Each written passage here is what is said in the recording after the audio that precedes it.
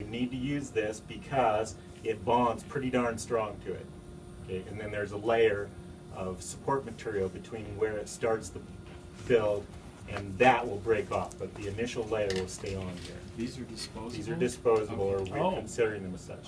They are in the cabinet reserved for the object in the other room. They're up on the, I cleared the top shelf and put all the stuff for these up there. Right? And when you go to put these in, you need to look and make sure there's not any material on here that would cause this to not sit down. On where? Oh, on the tray. On the little threads of material. Okay. Okay. When it goes in, there are these slots. It sits down into the slots. Make sure you push it back tight so that it clicks in. If it doesn't click in, it'll move during the print process. Right?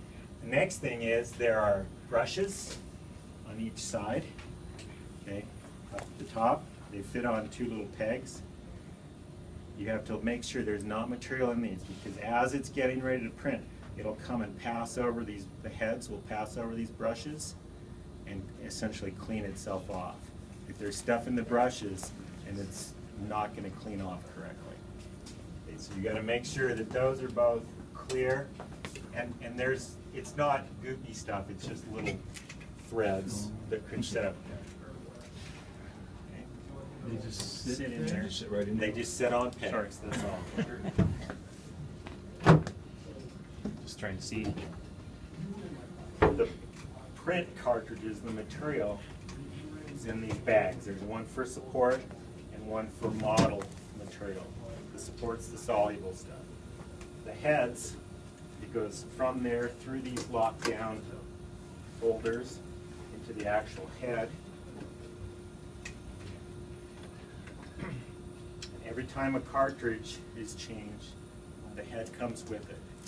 Okay? So that's their version of making this more or less trouble-free. You're not going to have to maintain the heads and the cartridges. No solvents. Right. So when the cartridge runs out, you change the head too. You change the whole thing. It's a little more expensive, but it's we're smart. trying to make it dummy-free. Yeah, that's one way to do it. Okay? If you take both of them out at the same time, it's going to reset, which sometimes is a good thing. Because you might not use as much support or... Well, yeah, it'll be different amounts. Okay.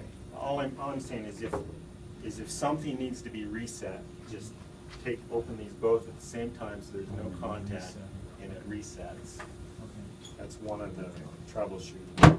So it's like there's volume for multiple models in the support bed and the cartridges. Definitely. So 10, 100, 5. Depends on the size. Have we gone through any yet? No. Okay, so that's the basis of what you need to know for being able to make sure this is going to start out correctly.